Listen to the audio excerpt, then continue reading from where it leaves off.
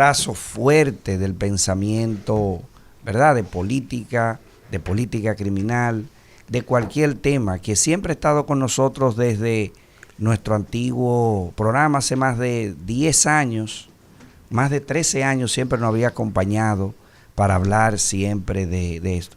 Recuerdo una de las discusiones sobre desarme, don Daniel, ¿se acuerda? Sobre si era o no factible hacer un desarme. Tenemos al politólogo Daniel Pou, quien viene a hablar con nosotros, quien viene a hacer cosas. Vamos a hacer un aplauso de bienvenida. Un plato fuerte de Legal Radio. Daniel Pou es muy conocido ya y ha participado en varias ocasiones con nosotros en diferentes programas y hoy está en Legal Radio. Un privilegio para nosotros tener a una persona como el doctor Pou aquí, máster en política de seguridad y defensa, máster en políticas públicas de la Universidad Complutense, ciencias políticas, mención de estudios socioeconómicos. O sea que, señores, vamos a disfrutar de esto. Bueno, muy buenos días. Bienvenido. Muchas gracias por este reencuentro, donde hay un compromiso, pero también una carga afectiva con ustedes para mí.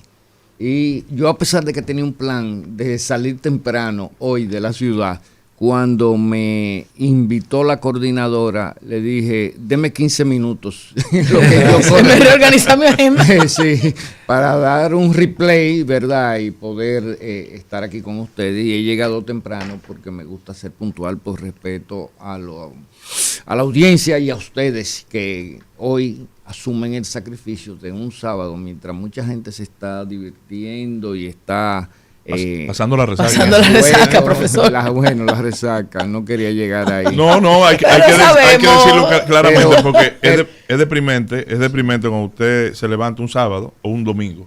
Los días de semana no ocurre, cuando se levanta un sábado o un domingo y comienza a caminar por el malecón a las 6 de la mañana y lo único que encuentra es botella vacía en todos los bancos antes que lleguen. Es muy difícil. El consumo etílico en República Dominicana es bastante alto y es parte de un problema social que no podemos negar, aunque lo celebramos como una gran gracia de la dominicanidad. Señor, estoy aquí para ustedes y para su público. Don Daniel, pues, vamos a lo que vinimos. La pregunta que no se puede quedar con usted es el tema de la seguridad ciudadana. El enfoque de la seguridad ciudadana sí ha variado y estas nuevas modalidades ahora de asalto a los bancos. O sea, todo esto, ¿cómo se enfoca? Porque yo creo que esto va variando a medida que la sociedad progresa. ¿Qué ha variado? ¿Cuál es el nuevo enfoque de la seguridad ciudadana? Bien, bueno, hay un enfoque de las autoridades, hay un enfoque de los expertos.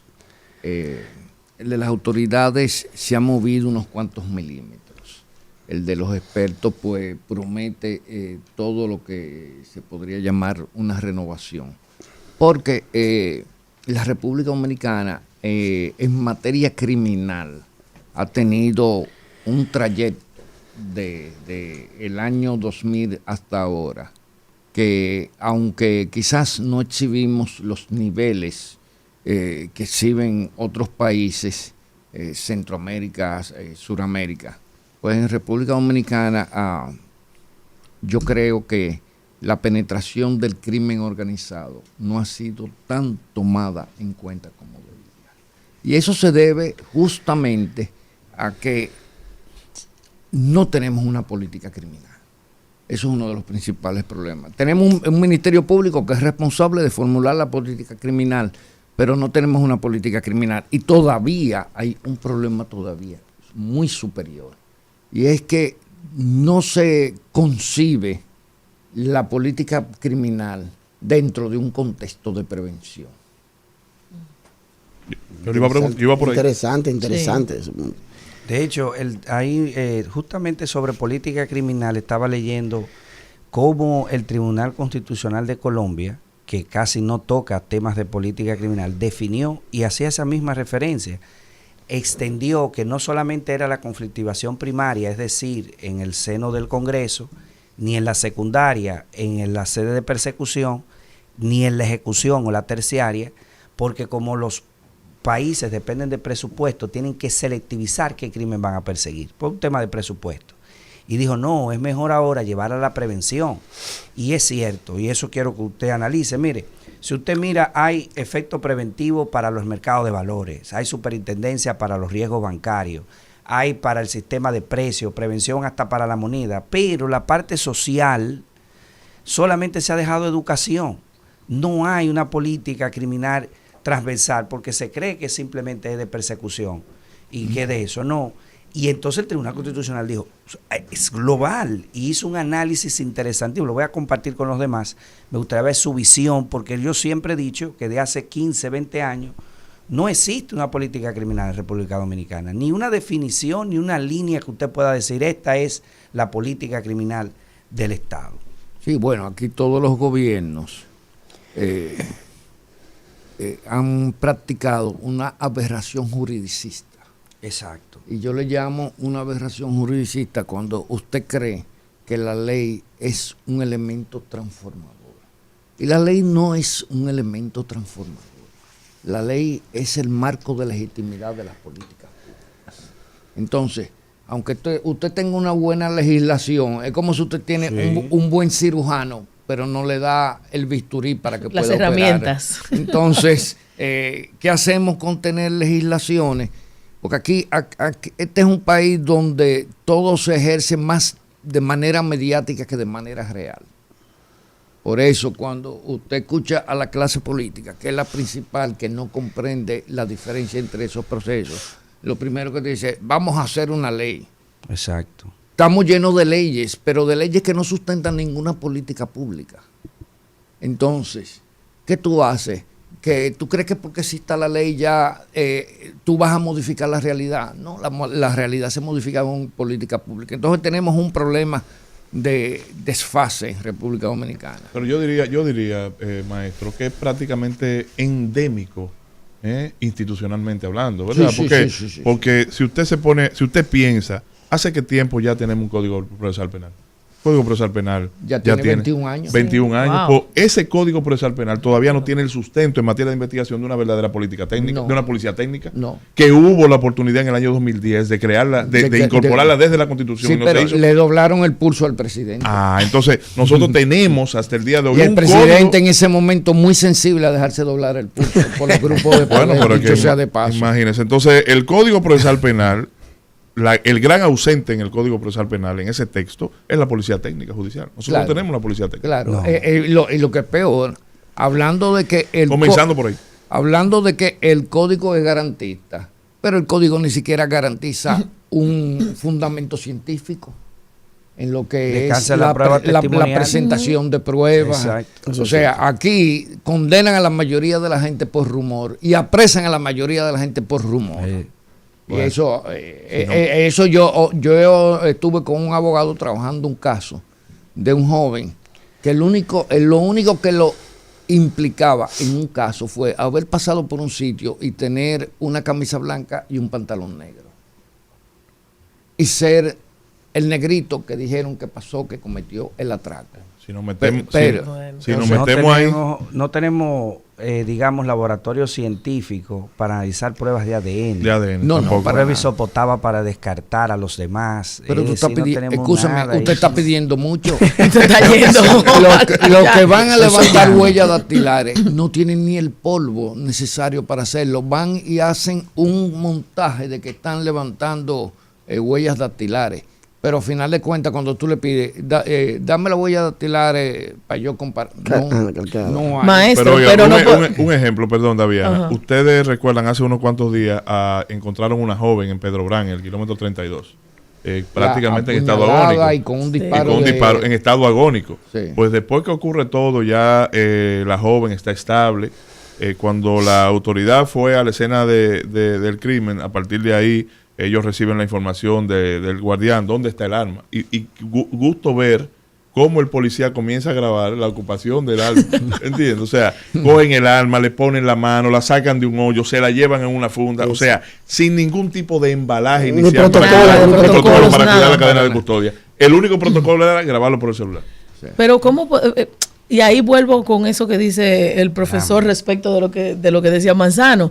Estás pidiendo mucho cuando ni siquiera podemos cumplir las propias reglas del juego que dice el mismo código en materia ni siquiera de atención permanente. Por ejemplo, el código te dice la atención permanente debe ser de tal forma, 24 horas, 7 días a la semana. Ni siquiera tenemos las herramientas para que eso sea efectivo. Imagínense todas esas cosas tan profundas que son parte propia de los tecnicismos de la investigación, huellas dactilares, ADN, la cadena de custodia de los elementos de prueba. O sea, como que yo me pongo a pensar y lo escucho, ¿y dónde estamos? ¿Hacia dónde vamos? ¿Qué es lo que tenemos? ¿Y qué es lo que tiene que pasar para que las cosas se den? No, aquí tenemos unos engendros que a la verdad es como juntar a Albert Einstein con Trucutú para trabajar.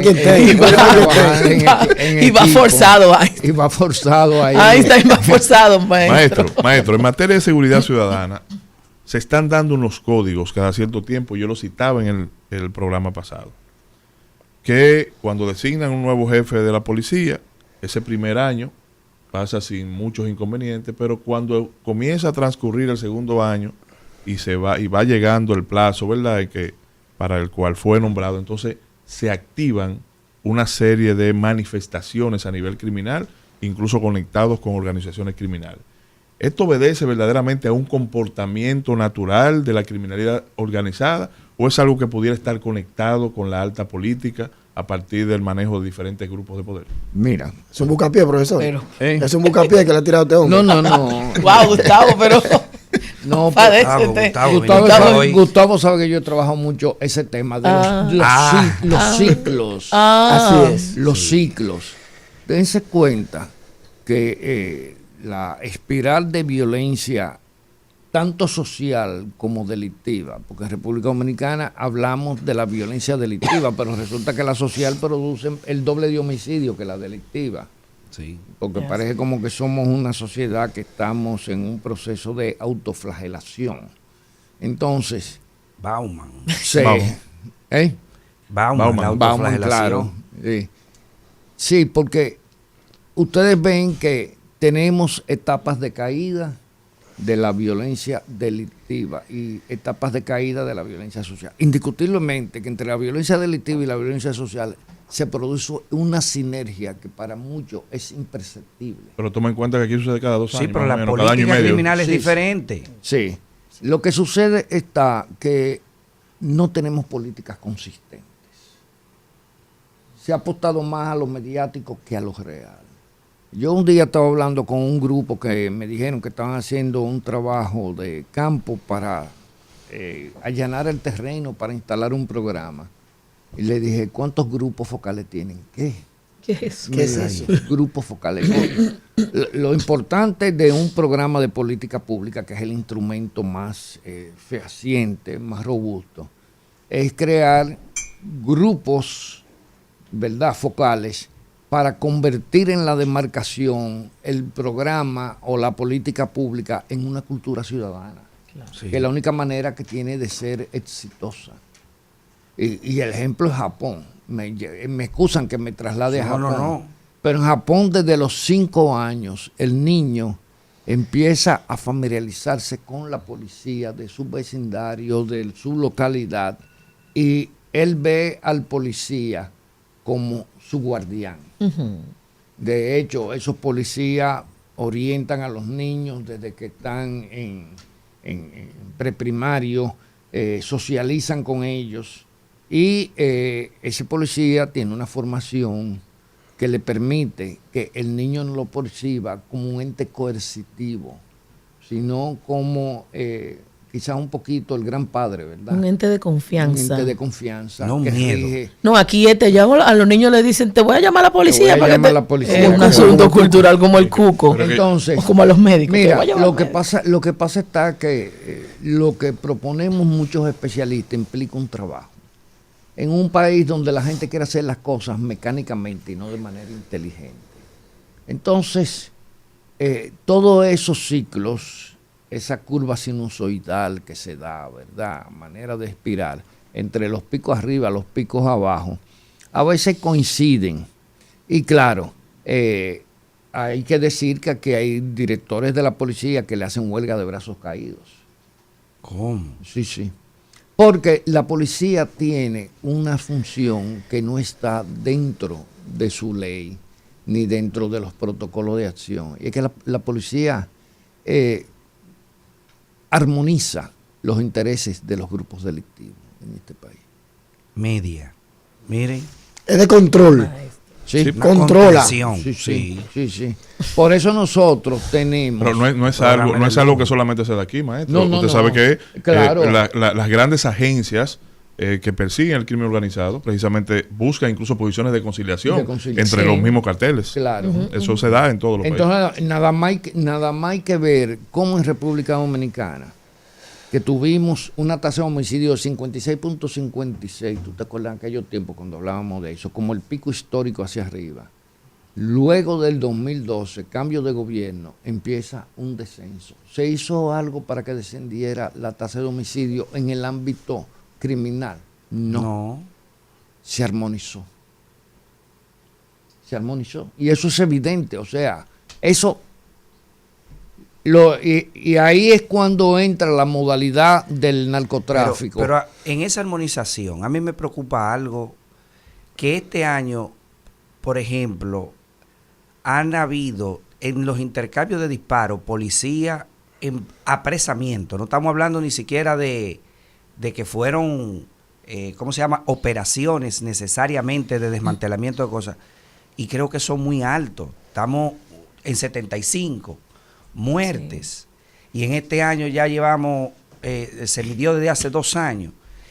Es mucho los intercambios de disparos, ¿no? ¿Qué usted opina, profesor? Porque es que, mire, yo creo que la policía, la prevención, es decir, vamos a ver, si usted va a asaltar un banco, pero las respuestas son la muerte de 2 personas, yo creo que el daño que en la propia persecución es mucho mayor que el daño que creó el delito mismo. Porque son 2 vidas, 2 seres humanos, hijos, hermanos. Bueno, dicen que las policías más ineficientes son las que más matan y las más contaminadas.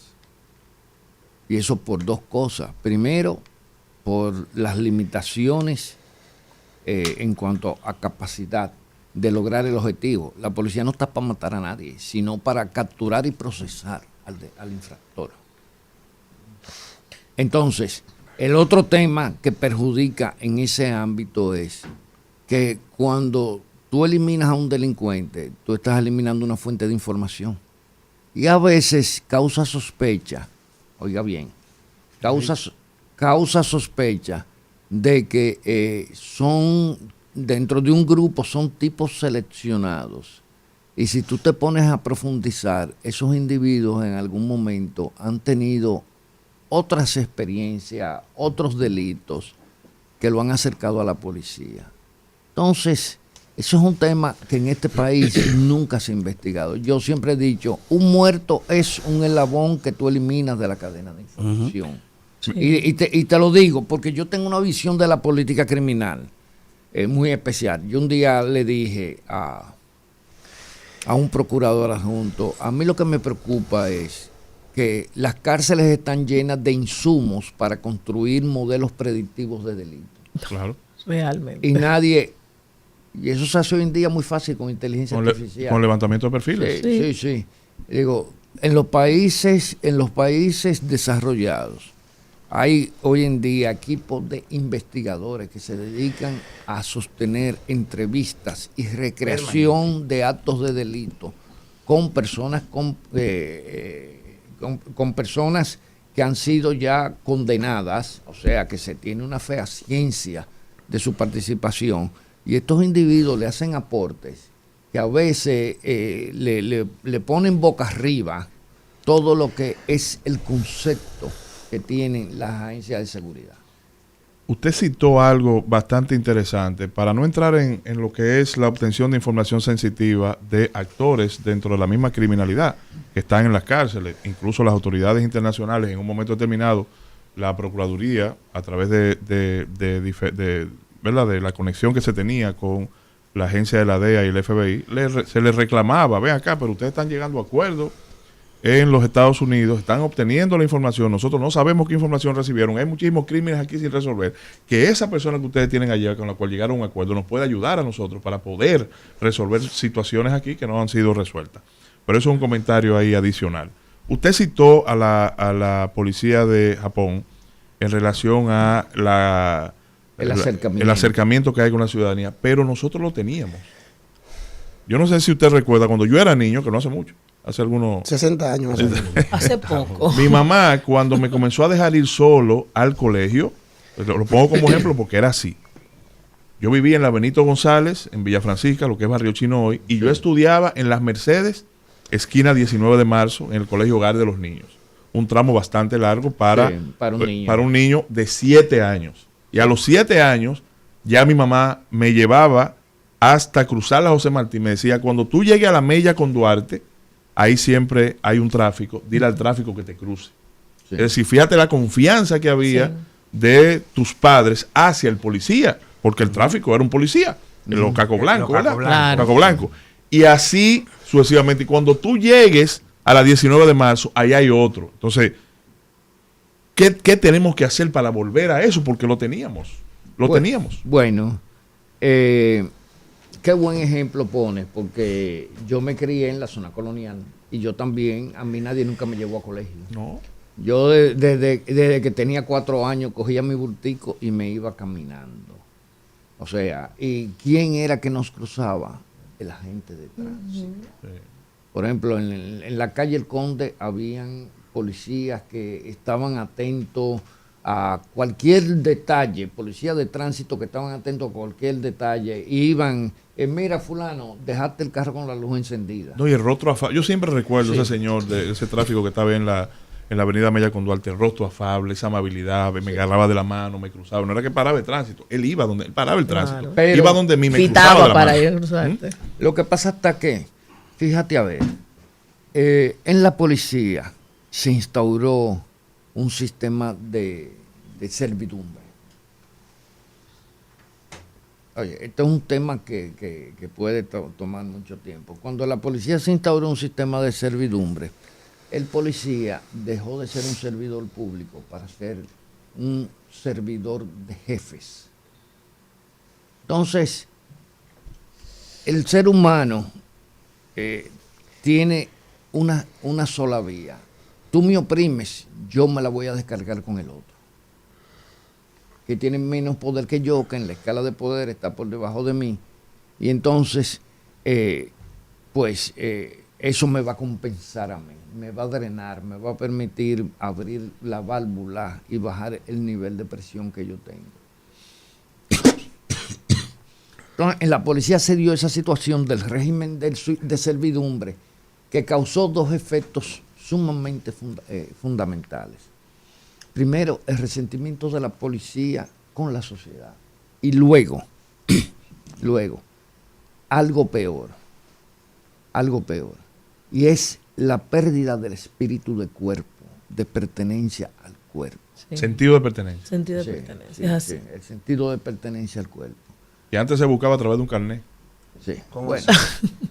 Bueno, cuando tú pierdes el sentido de pertenencia al cuerpo, tú no tienes un postulado ético, orgánico que proyectar a través de tu acción.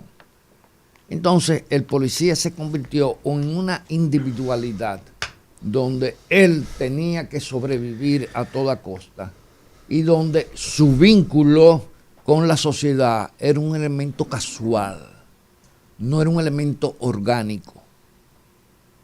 Y esto le parecería a mucha gente muy filosófico, pero no. Es así. Totalmente aterrizado. Es así. Yo siempre con los policías, a mí me gusta detenerme cuando yo estoy en un sitio y veo policías y militares y me detengo y los estimulo a hablar para escucharlos. Y ellos, el problema que tienen es que todo vínculo hacia lo interno de la institución y hacia lo externo con la sociedad lo ven como una relación de poder. Y les voy a decir lo peor de todo, que es la clave del éxito o del fracaso en la vida.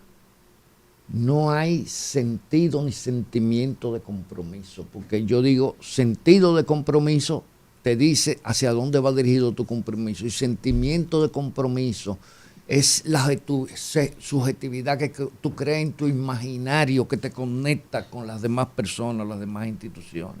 Entonces, eso se diluyó, sobre todo acicateado por ese régimen de servidumbre, donde hay un opresor, donde hay un oprimido. Maestro, antes de irnos a la pausa, para continuar con su magistral participación, debemos recordar lo siguiente, y es que Legal Radio llega gracias a Big Flex 5. Manzano ya ha demostrado, ¿verdad? En otro representante. La imagen. Bien, entonces Big Flex 5, nosotros recordamos a todos nuestros oyentes, pues que pueden adquirir la afeitadora en cualquier establecimiento de consumo. Big Flex 5, si buscas un afeitado impecable, te recomiendo la nueva rasuradora Big Flex 5. Empieza a transformar tu rutina de afeitado hoy y siente la comodidad que te brindan sus 5 hojas flexibles, cabeza móvil, mango deslizante y una 6ª hoja de precisión en cada pasada. Disfruta una mayor calidad a mejor precio. Big Flex 5, pruébala. Maestro, yo sé que usted me está mirando. Y sobre todo para moldear la barba. Usted entró en conexión conmigo. Exactamente. Porque Edison desde la semana pasada me está atacando. No, pero que Manzano es el mejor modelo para promocionarla. Le digo yo, no, espérate, porque Big Flex 5 también sirve para tú acotejarla, ¿verdad? Claro, por definirla. Manzano se puede afeitar con cualquier hoja porque él no tiene barba, pero nosotros lo que tenemos que delinearnos la barba, necesitamos una hoja buena, precisa, de alta calidad. Bueno, ahí está el maestro. No hay excusa para andar todo tirado, ¿verdad, maestro? Big Flex 5, nos vamos a la pausa y regresamos en breve. La antítesis del comentario anterior y de mi testimonio respecto al buen policía. Hace 2 semanas estaba yo con mi hija, un sábado, como hoy, 1 de la tarde, en el Mirador, y estábamos ya a esa hora es un poquito solitario, ¿verdad? El Mirador, porque todo el mundo está comiendo. Sin embargo, nosotros estábamos montando bicicleta. Hay cámaras y eso, uno se siente seguro en algunas zonas. Y cuando llegamos a uno de los parqueos, creo que era entre la puerta 4 y 5, habían, sin mentirle, 3 motorizados, o sea, 3 motores y 6 policías. Creo que eran de los linces. Y estaban todos conversando muy amenamente y estaban distendidos, es decir, estaban sentados de manera abierta. Cuando yo llego con mi hija y me voy hacia una esquina, que ellos nos ven, ellos lo que hacen es que, no voy a decir que se espantan, sino que se reagrupan. Es decir, estaban bien distendidos, me vieron a mí con la niña, y se agruparon y se metieron todos juntos en una esquina como a hablar. Fíjense la diferencia entre el policía que me cruzó y la experiencia que yo tengo. Pero si ustedes estaban distendidos hablando ahí amenamente, descansando, y yo llego con mi hija, ¿por qué se recogen? Entonces, fíjense, Sí. Una experiencia totalmente diferente. No estoy diciendo que era algo malo, pero la comunicación no verbal me indicó que hubo un alejamiento por parte de la autoridad cuando yo llegué. Sí, porque tú eres un elemento extraño para ellos. Sí, pero yo no llegué con una... incluso un elemento que puede incluso infringir los códigos que ellos tienen que debe existir en la relación con el ciudadano. Ahí me pregunta, usted habla de código en la policía. Actualmente, y a propósito del asalto al Banco Popular, se ha debatido mucho los códigos que existen en la policía y dentro de los criminales. Hay un ex policía que también fue criminal, según sus propios argumentos y narrativa. Pero un ex policía que también fue exacto, criminal siendo policía. Siendo policía cometió atracos, según su propia narrativa. Sí, sus propias experiencias. Y él va a algunos medios de comunicación a hablar de esos códigos, de cuáles son los códigos de los policías y los códigos de los criminales. Y al parecer hay códigos que se parecen. La diferencia es que unos son buenos y los otros son malos. ¿Qué hay de cierto en eso? ¿Quién supervisa esos códigos? ¿Son necesarios esos códigos para que la policía tenga esa interacción? ¿Tiene el policía que conocer los códigos del criminal para poder atacar? ¿Qué hay de cierto en todo eso, profesor? Mira, qué buena pregunta. Muy buena. Muy buena. Señores, los códigos no se crean, se establecen. Y los establecen la práctica, la cotidianidad.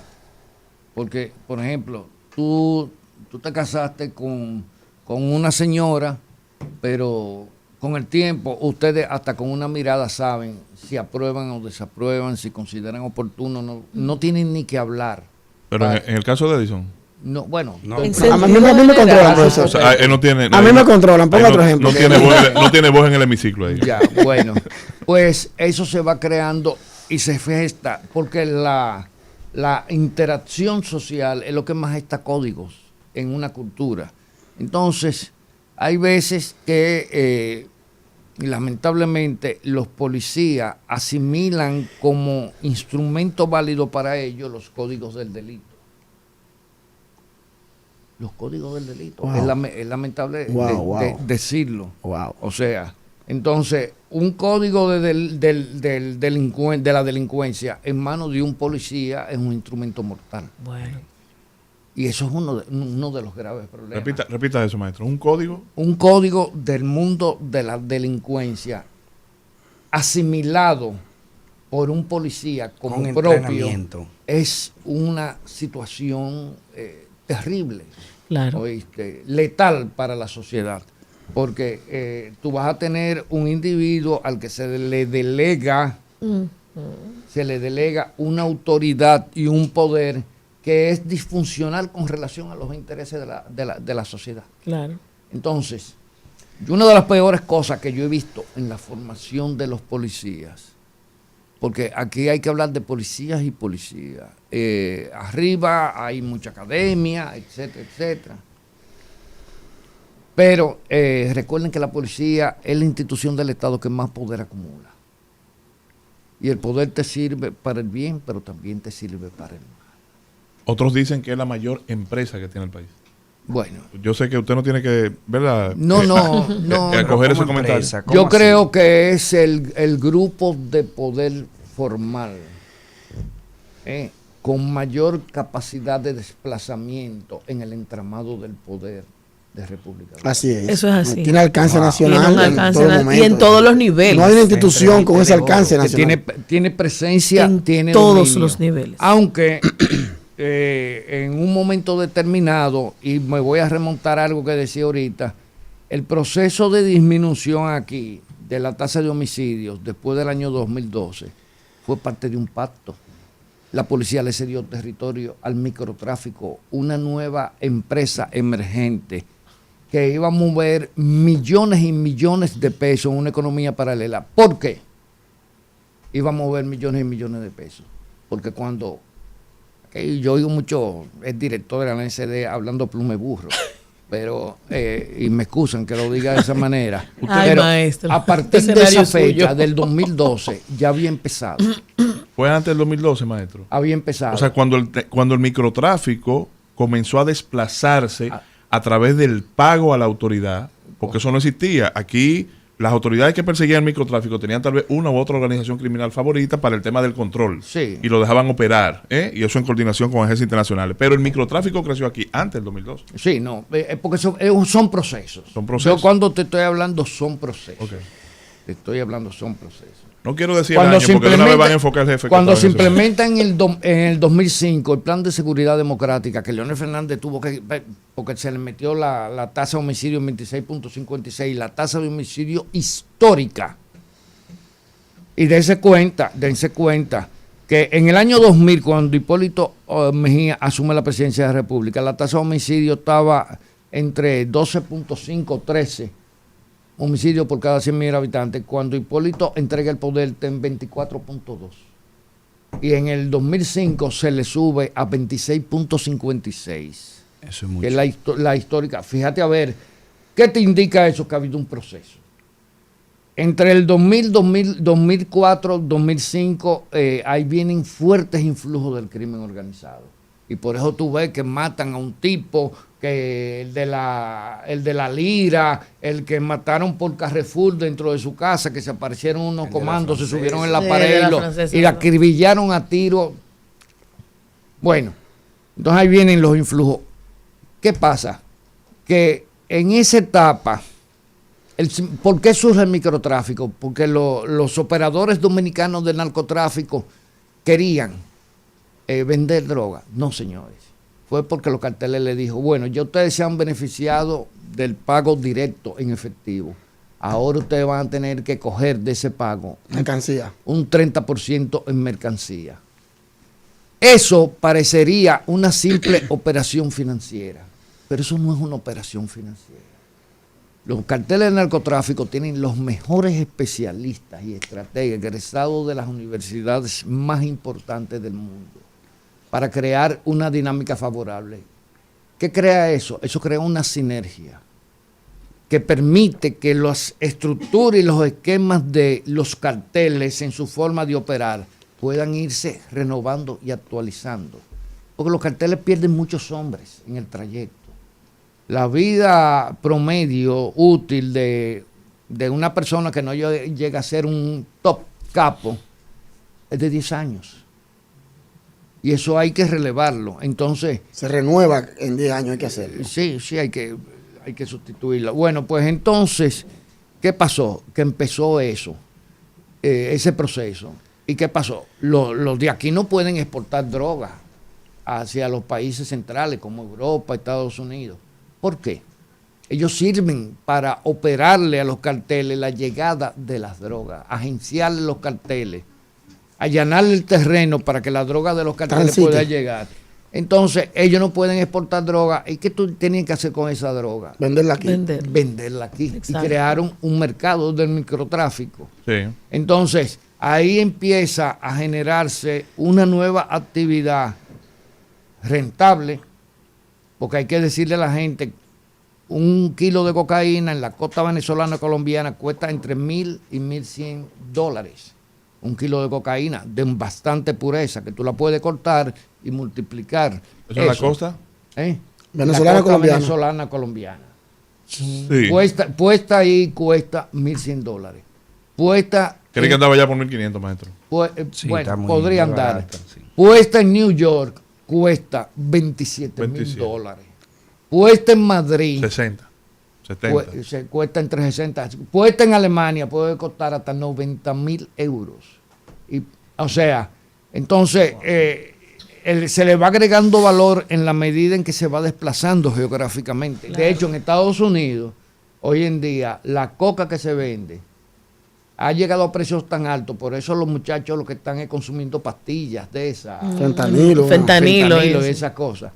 Que se calcula el precio por los kilómetros recorridos de la costa oeste a la costa este. El trayecto. El trayecto se calcula. Sí, porque hay parte del beneficio se queda en el camino. Claro. Los riesgos del desplazamiento. Entonces, ¿qué pasa? Vienen y le entregan eso. ¿Qué hicieron sus pagos en especie a los operadores dominicanos? ¿Qué hicieron los operadores en especie? Bueno, pues yo tengo que establecer puntos de venta y empieza el microtráfico a tomar territorio. ¿Qué es lo primero que hacen esos señores de orco y cuchillo? Porque son señores de orco y cuchillo.